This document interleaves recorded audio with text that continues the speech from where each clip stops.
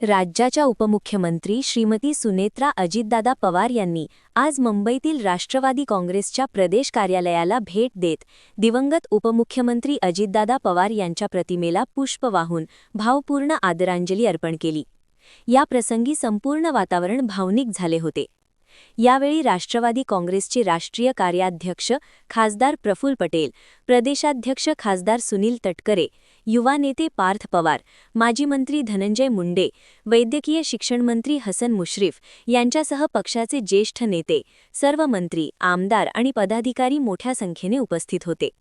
सर्व मान्यवरांनी अजितदादा पवार यांच्या कार्याचा गौरव करत त्यांच्या आठवणींना उजाळा दिला।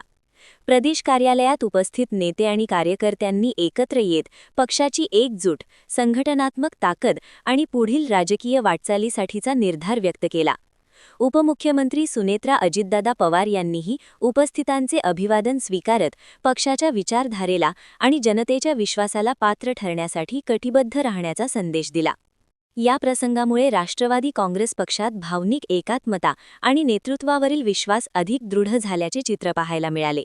आगामी काळात पक्ष संघटन अधिक मजबूत करण्याच्या दृष्टीने ही भेट महत्त्वाची मानली जात आहे।